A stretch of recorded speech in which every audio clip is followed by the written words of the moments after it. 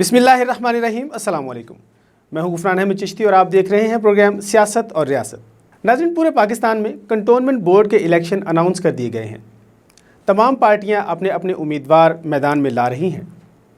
आज हमारे साथ स्टूडियो में मौजूद हैं मियां मुबशर कुरैशी, टिकट होल्डर हैं पाकिस्तान पीपल्स पार्टी के रावलपिंडी की वार्ड नंबर 9 से। उनसे पूछते हैं कि उनकी पार्टी क्या नैरेटिव लेके आई है और वो किस तरह काम करेंगे, किस तरह आवाम की खिदमत करेंगे। बहुत शुक्रिया मियां साहब, आपने हमें टाइम दिया। बहुत शुक्रिया जी आपका बुलाने का। अच्छा, ये बताइए कि पाकिस्तान पीपल्स पार्टी की क्या पोजीशन आप देख रहे हैं इन इलेक्शन में? इन इलेक्शन में जनाब, क्योंकि अब राजा परवेज़ अशरफ साहब जैसे मोस्ट सीनियर पर्सन जो है वो पंजाब की भाग दौड़ के हिस्से में आ गई है। मोस्ट एक्सपीरियंस पर्सन है, एक्स प्राइम मिनिस्टर भी हैं। तो जो हमारे चेयरमैन साहब हैं बिलावल भुट्टो जरदारी साहब, उन्होंने भी पंजाब की तरफ रुख किया हुआ है और उनको बहुत ज़्यादा आगे से अप्रिसिएशन मिली है। लोगों के अवाम का जो समंदर उनके साथ जुड़ता जा रहा है। तो इस बात की दलील ये है कि लोग मौजूदा गवर्नमेंट से, सेटअप से जो एक उम्मीद लेके गए थे, वो उनकी उम्मीदें टूट चुकी हैं और वो वापस जनाब हमारे पाकिस्तान पीपल्स पार्टी में नए लोग आ भी रहे हैं। पुराने भी जो गए हुए थे वो भी वापस आ रहे हैं। तो इंशाअल्लाह ताला बहुत बेहतर मैं देख रहा हूँ कि आने वाला रिज़ल्ट एक अपसेट करेगा। लोगों का जो था कि पाकिस्तान पीपल्स पार्टी पंजाब में काफ़ी कमज़ोर है, लेकिन काफ़ी ताकत से इंशाअल्लाह ताला आपको नज़र आएगी इस इलेक्शन के दौरान। अच्छा, ये बताइए कि जो दो अदवार गुजरे हैं पीछे, पीटीआई के 3 साल और पिछले 5 साल जो है वो मुस्लिम लीग नवाज़ के, फिर उसके बाद पीपल्स पार्टी का दौर पीछे चला जाता है। क्या आप फ़र्क देखते हैं? किस नैरेटिव के साथ आप आवाम के पास जाएंगे, कैसे उनसे वोट मांगेंगे? बिल्कुल, आवाम भी अब बाशऊर हो चुकी है। उन्होंने 2 टेन्योर देख चुके हैं, पाकिस्तान पीपल्स पार्टी का भी, पाकिस्तान मुस्लिम लीग नून का भी, और आप देख चुके हैं पीटीआई का, जिससे बहुत उम्मीदें भी थी। 2008 से जब पाकिस्तान पीपल्स पार्टी बनी थी, उस दौर में आप देखें उन्होंने वादा नहीं अमल किया था कि बहुत सी नौकरियाँ थी, जॉब्स थी लोगों के पास, उन्होंने दी भी हैं। उन्होंने निकाला किसी को भी नहीं है, जॉब्स दी थी।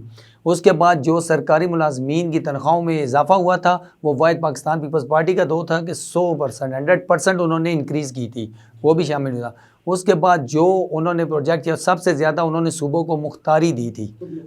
जो खुद मुख्तारी सूबों को दी थी वो और किसी पार्टी ने सोचा भी नहीं है, ठीक है। उसके बाद जो दौर आता है उनके, आप देख लें कि जो पेट्रोल की कीमत थी उस वक्त 120 रुपये गवर्नमेंट को पार्टी थी, लेकिन उन्होंने उसमें सब्सिडी दे के 110 रुपये दी थी। उन्होंने हमेशा जब भी सोचा आवाम का सोचा था, आवाम में ही आए हैं। आप दूसरा टेन्योर देख लें पाकिस्तान मुस्लिम लीग नून का, उस दौरान क्या क्या काम होते रहे, किस तरह होते रहे। उसके बाद जो कर्जे थे, जो मुशर्रफ दौर के दौर में 2000 गालिबन 8 में उन्होंने छोड़े थे 6000 अरब थे। उसके बाद जो पाकिस्तान पीपल्स पार्टी के 13,000 थे, मुस्लिम लीग नून ने छोड़े थे 24,000 अरब के करीब थे। तो जब इनके आप देख लें, आप कभी सुनते हैं 42,000 रुपये, अब तो हमें एग्जैक्ट फिगर भी नहीं पता कि पाकिस्तान तहरीक इंसाफ ने हमें किस जगह पे ला के खड़ा कर दिया है। महंगाई को देखें, 1 गुना नहीं, 2 गुना नहीं, 300 गुना। क्या उस वादे में ये शामिल था? वादे में तो ये शामिल था, हम आपको 1 करोड़ नौकरियां देंगे, हम आपको 50 लाख घर देंगे, हम आवाम को रिलीफ देंगे। यहाँ पे उन्होंने तो इतने बड़े ख्वाब हमें दिखाए कि बाहर से अंग्रेज़ यहाँ पे काम करने आए थे। उन्होंने तो यहाँ का रोज़गार जो चलता फिरता था, जो लोगों में एक था, एक उम्मीद थी, वो उन्होंने इतने बुरे तरीके से उन लोगों का ट्रस्ट तोड़ा, इंक्लूडिंग मी। आपको शायद नहीं पता होगा, मैं 10 साल पाकिस्तान तहरीक इंसाफ के साथ एक वर्कर्स के जैसे वॉलंटियर रहा हूँ उनके साथ। अच्छा, आप पीटीआई के साथ भी काम कर चुके हैं? बिल्कुल, 10 साल हमारी एक जिद्दोजहद थी खान साहब को। जब तक उन्हें हमने प्राइम मिनिस्टर की सीट पर नहीं बिठाया, तब तक हम उनके साथ दिलो जान के साथ चलते रहे। एक उम्मीद थी कि जो इस नज़रिए के साथ हम खान साहब के साथ चल रहे हैं, तो इंशाअल्लाह ताला पाकिस्तान तरक्की करेगा। लेकिन सॉरी टू से, तमाम लोग जानते हैं कि हम जितने भी वर्कर्स हैं वो एक नज़रिए पे खड़े थे। वो नज़रिया पाकिस्तान का नज़रिया था, वो हम पाकिस्तान के से थे, पाकिस्तान की डेवलपमेंट के लिए थे, पाकिस्तान के लिए थे। लेकिन जो नज़रिया जिस वक्त इन्होंने हटे हैं, आप पूरी पाकिस्तान में देख लें, तमाम वर्कर्स इनके साथ अब खड़े नहीं हैं। हम जैसे कई वर्कर होंगे क्यों जो नज़रिया पाकिस्तान के खड़े थे, आज इनको छोड़ के दूसरी पार्टीज़ में जा चुके हैं, क्योंकि हम जिस लोगों से बच के आए थे, जो निज़ाम से हम हटे थे, अगेंस्ट खड़े थे, वही निज़ाम आज इनमें कूट कूट के बढ़ा हुआ नज़र आ रहा है सामने। अच्छा, क़यादत के बारे में आप हमें क्या बताते हैं? कहते हैं जी इमरान खान बज़ाते ख़ुद एक ईमानदार आदमी है, लेकिन मुल्क जो है आवाम का बुरा हाल है, महंगाई भी मतलब उसी तरह से है, बिजली की कीमत रोज़ बढ़ रही है, पेट्रोल रोज़ महंगा हो रहा है, लेकिन बेसिक चीज़ें जो पाकिस्तान की अपनी बनी हुई हैं, जिसमें पाकिस्तान की अपनी पैदावार है, गंदम, उसकी कीमत कहाँ चली गई है, आटा कितना महंगा हो गया है, ठीक है, और ये चीनी, ये भी पाकिस्तान की अपनी पैदावार है, इसमें इसका कहाँ तक आपको फ़ायदा होगा? देखिए, ईमानदार मैं तो 3 जगह से इनको बोलूँगा कि अगर ये होते ना, तो सबसे पहले जब हमारे हल्के से NA 61 से आमिर महमूद कियानी साहब पे एक ब्लेम लगा था, ब्लेम नहीं वो वेरीफाइड था कि उन्होंने दवाइयों के मसले में करप्शन की है, ठीक है। तो उस वक्त इमरान खान साहब ने इनको क्यों नहीं निकाला, वो कुलिया क्यों नहीं लगा कि जब तक आप साफ़ नहीं हो जाओगे आप अपनी सीट से रिज़ाइन करो, मुझे नया बंदा चाहिए। अगर इंसाफ होता, जिस नज़रिया खान साहब के साथ हम आए थे, इनको सबसे पहले ये चाहिए था, उनको क्लियर करते, उसके बाद आते। आपने उनको वजारत से छोड़ा, मजबूरी आपकी उधर होगी, जहांगीर तरीन साहब उधर आपकी मजबूरी हो गई, उसके बाद वो खुसरो मुख्तियार साहब उनके साथ आपकी मजबूरी होगी। तो इसका मतलब ये है कि मजबूरियाँ आपको होगी, इंसाफ किधर हो गया। अगर आप ईमानदार हो तो इन सारों को निकालें ना, क्यों उन्होंने बिठाया हुआ आपको। तो दूसरा, अगर हम आटा देखें, चीनी देखें, घी देखें, खान साहब की तवज्जो इनकी तरफ नहीं है। अगर ये आज भी इनकी तरफ हो ना, तवज्जो इनकी तरफ दें, ये अपने डेवलपमेंट, वो कंट्रीज़ देख रहे हैं जो डेवलपमेंट कंट्रीज़ हैं, इधर पुल होने चाहिए, इधर वो बाहर से लोग आएँ, इधर देखें, इधर सैर व तफरीह के लिए होनी चाहिए, मकामात होने चाहिए। सबसे पहले बेसिक जिन लोगों ने आपको ले के आए हैं, आटा, चीनी, घी, पत्ती, दूध से वो इस वक्त महरूम हो चुके हैं, उनकी तरफ आप देखें। सारे देखिए, आटा किस तरह बढ़ गया। आटा की कीमत खान साहब को नहीं पता होगी, ज़िंदगी में इन्होंने नहीं ख़रीदा होगा। इन्होंने घी की कीमत इनको ज़िंदगी में नहीं पता होगी। जो हमारे हल्के में आमिर कियानी साहब हैं, उनको भी ना पता होगा कि आटे की कीमत क्या है, घी की कीमत क्या है, पत्ती की कीमत क्या है, चीनी की कीमत क्या है, या जो अद्वियात उनकी कीमत इनको बेहतरीन पता होगी कि जो 50% थे, 50 की चीज़ थी, आज 250 पे पहुंची हुई है, क्योंकि उनके ज़िम्मेदार ये हैं। आमिर कियानी साहब is the responsible of this circumstances, कि वो इसमें ज़िम्मेदार हैं। उनको दवाइयों के अद्वियात की कीमत पूरी होगी पता, लेकिन आटे की कीमत नहीं पता होगी। खान साहब को चाहिए सबसे पहले किसी को कुछ ना दें। अगर ये सही बंदे हों तो आज से पाकिस्तान जो था ना 77 वाला, जब ज़ियाउल हक से पहले जनाब जुल्फ़िकार अली भुट्टो साहब का, कि किसी को किसी किस्म का कोई फ़ंड ना हो, बंद कर दें इनकी फ़ंडिंग, अपनी MNA की बंद कर दें, MNAs की बंद कर दें, MPAs की बंद कर दें, अपने वज़ीरों की बंद कर दें। मैं देखता हूँ किस तरह ये इनके पास टिकट लेने के लिए कोई बंदा आता है, वही आएगा जो काम करने के लिए आएगा, साफ बंदा आएगा। क्योंकि जिस देर पैसा ही ना बना सकेंगे, ये करोड़ों रुपए की इन्वेस्टमेंट ये क्यों करेंगे। ये तो अपने डिफेंड करेंगे, जो पैसा इनके पास मौजूद है वो भी डिफेंड कर रहे हैं, और जो बनाना है वो भी उसके लिए ये कोशिश कर रहे हैं। तो बात यह है कि अगर खान साहब ने पाकिस्तान की अवाम को देखना है ना, सबसे पहले ये इनको ये चलें, एक कुलिया, एक मैसेज है जो हम लोगों को देखें। मैसेज किसी वक्त भी कोई बंदा भी सोच सकता है, कोई अच्छी सोच आ सकती है, ये नहीं है कि इसका लेवल नहीं है, इसने इतनी बड़ी बात क्यों सोच ली है।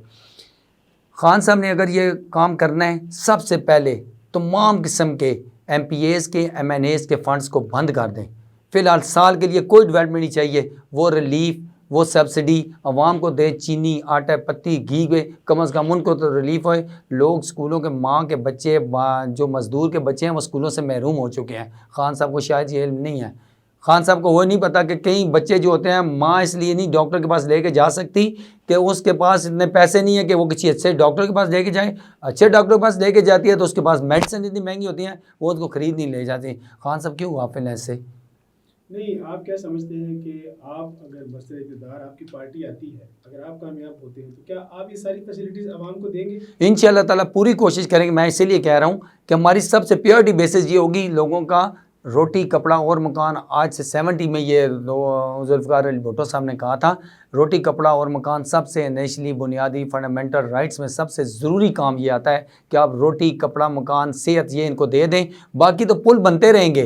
दूसरा, सबसे ज़्यादा अगर आप तालीम, एक पढ़ा लिखा माशरा कर देना, तालीम को फ्री कर दें और क्वालिटी की तालीम लें, वो अपने को खुद ले लेंगे आपसे। वो कल पाकिस्तान के डेवलपमेंट में भी काम आएगी, पाकिस्तान की ग्रोथ में उनको शऊर आ जाएगा। तो शऊर सबसे ज़्यादा इनको चाहिए कि सेहत और तालीम सिर्फ इस अवाम को दे दें, बाकी वो देखें डेवलपमेंट कंट्रीज़ का किस तरह मुकाबला कर सकते हैं। उनमें इतना शऊर, इतना टैलेंट है कि वो डेवलपमेंट कंट्रीज से मुकाबला कर सकें। मियां साहब, यहीं से प्रोग्राम का दोबारा आगाज़ करेंगे। नाज़रीन, प्रोग्राम में वक्त है एक शॉर्ट ब्रेक का। हाजिर होते हैं एक शॉर्ट ब्रेक के बाद, हमारे साथ रहिएगा।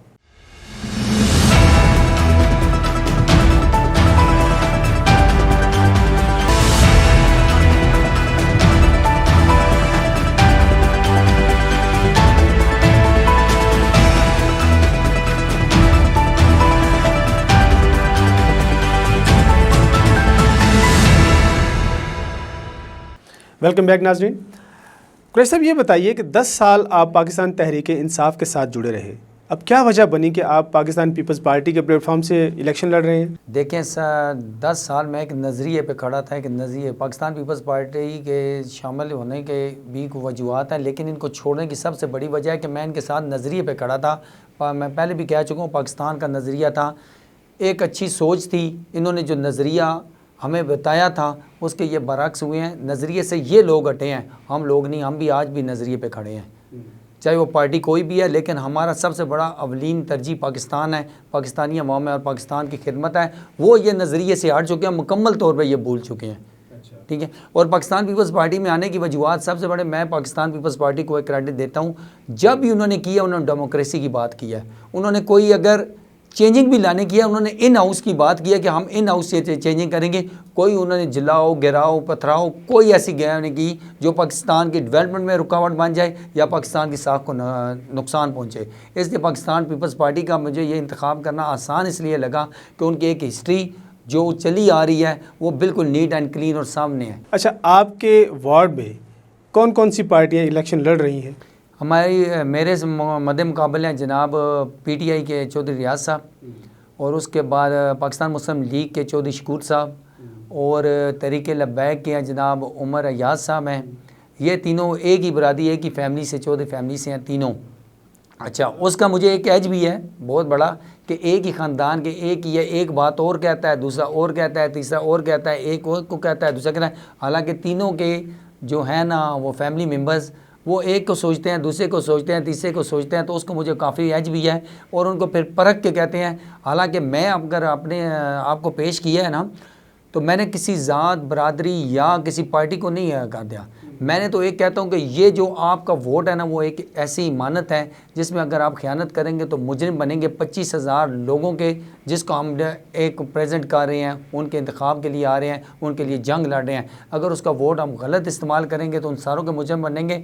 अगर हम डिलीवर नहीं कर सकते, किसी को स्कूल नहीं भेज सकते, कोई स्कूल से महरूम हो जाता है हमारी वजह से, तो मुजरिम वो बनेगा जो हमें वोट दे रहा है। अच्छा, एक ही फैमिली के जो 3 अरकान हैं वो मुख्तलिफ पार्टी से इलेक्शन लड़ रहे हैं, तो उसका बेनिफिट आपको नहीं जा रहा? मेरे ख्याल में तो बहुत ये आपके लिए फ़ायदेमंद बात है। मैंने कहा मैं बहुत बड़ा एज है मेरे पास, इंशाअल्लाह ताला मेरी फैमिली में तकरीबन मेरी फैमिली होगी, हमारे जितने भी वार्ड में और फैमिलीज़ हैं ये सारे के ना। एक तो इस दफ़ा उन्होंने बिल्कुल ज़ाती इलेक्शन जो है ना, जो पार्टीज़ का है, उसको एक रिजेक्ट करके जो का होना भी चाहिए कि आपको शख्सियत पे वोट पड़ना चाहिए कि ये जो बलदियाती इंतखाबात है इसमें कौन सा कोई वज़ीर-ए-आज़म बनेगा या कौन सा कोई सदर बनेगा। जो ये इलेक्शन है तो इस दफ़ा ज़ात पे है। और अल्हम्दुलिल्लाह अपनी फैमिली, इवन के उनकी अपनी फैमिलीज़ में से बाकी जो फैमिलीज़ हैं, बहुत सी फैमिलीज़ हमारे वार्ड में हैं, तो वो हो गए, आम जनरल वोटर हो गया, जो आप रेडी वाला हो गया, मज़दूर तबका हो गया, सारा होगा, उन सारों की मुझे सपोर्ट हासिल है। इंशाअल्लाह ताला 12 तारीख को ये साबित हो जाएगा कि जो शख्सियत है उसको इंशाअल्लाह ताला ये प्रमोट करेंगे। और जो बारहा ये एक्सरसाइज हो चुकी है ना हमारे वार्ड में, उससे काफ़ी शोर भी आ चुका है, लोगों को फ़ैसला करने में इस दफ़ा आसानी होगी। आप क्या लोगों के लिए सहूलत या क्या बात आप लेके जाएंगे लोगों को वोट मांगने के लिए? मतलब जिस तरह सियासी वर्कर जाता है, आप क्या लोगों को उम्मीद दिलाएंगे या क्या आप करना चाहते हैं? लोग आपको क्यों वोट देंगे? थोड़ा सा इस बारे में रोशनी डालें। वोट इसलिए मुझे वोट दें, लोग वोट देंगे क्योंकि मैं इनमें से हूँ।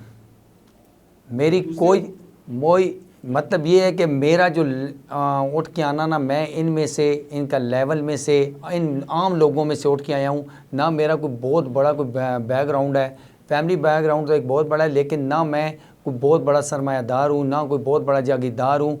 जो मसले मसाइल ये लोग फेस कर रहे हैं ना, वही मैं खुद कर रहा हूँ। सफाई का मसला, तालीम का मसला, उसके बाद कंटोनमेंट बोर्ड के स्कूलों का मसला था, उसके बाद डिस्पेंसरीज़ का मसला, इलाज का मसला, जितने भी हैं स्ट्रीट लाइट्स का मसला, जो कंटोनमेंट बोर्ड के अंडर कॉन्स्टिट्यूशन मसले हल होने चाहिए थे आज तक नहीं हुए। हम लोगों को क्यों खड़ा होना पड़ा? अगर 17 साल मुस्लिम लीग नून ने यहाँ इक़्तिदार किया, 3 साल PTI ने इक़्तिदार लिया, तो आज हम क्यों खड़े हो गए हैं? अगर वो अच्छे होते तो हम क्यों खड़े होते? उनको हमेशा सपोर्ट करते आए हैं। लेकिन एक बात यह है कि जब तक आपके बीच में से जो मसले, किसी के मसले हैं वही हल कर सकता है, दूसरा बंदा हल नहीं करेगा।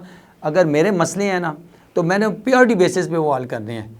तो ये मसले जो हैं आम आवाम के हैं वही मेरे हैं, 4 चीज़ें, ग्रेवयार्ड, कंटोनमेंट बोर्ड के स्कूलों का म्यार बेहतर करना, उनके एजुकेशन सिस्टम को बेहतर करना, उसके बाद सफाई का मसला और इसका स्ट्रीट लाइट्स का मसला, और ये डिस्पेंसरीज और कंटोनमेंट बोर्ड के अस्पताल जो है उनके बेहतर करना और अद्वियात की फराहमी करना।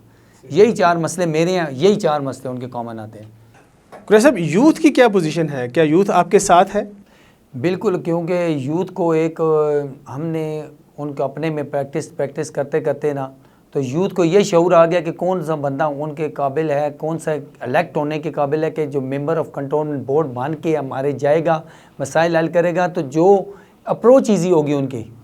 सबसे बड़ी ये बात है कि यूथ और आम लोगों में, सरमाएदारों में, जागीरदारों में बहुत बड़ा डिफरेंस है, बहुत बड़ा गैप है इन दोनों में।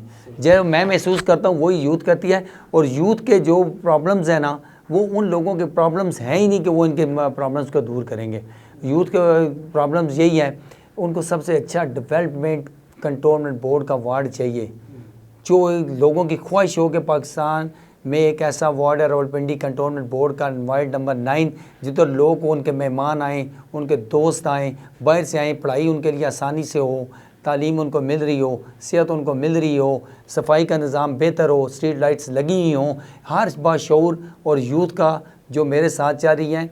और यूथ का एक मुझे सबसे बड़ा फ़ायदा ये है ना, वो अपने आप को किसी जगह पे भी पेश करने को तैयार है अपने डेवलपमेंट के लिए, पाकिस्तान के डेवलपमेंट के लिए, और ये अब मेरे वार्ड के लिए वो कुछ ही हद तक भी जा सकते हैं। लेकिन उनका भी मकसद वही है जो मेरा है कि अपने वार्ड को हम मॉडल वार्ड बना के तो वो पाकिस्तान में पेश करें। बिल्कुल सही। नाज़रीन, मियाँ मुबश्शिर कुरैशी की आपने बातें सुनी। उनका कहना है कि वो कामयाब होकर अपनी वार्ड को एक मॉडर्न वार्ड बनाएंगे। आप इस बारे में हमें अपनी राय ज़रूर दीजिएगा। अगले प्रोग्राम तक इजाज़त दीजिए। अल्लाह हाफ़िज़।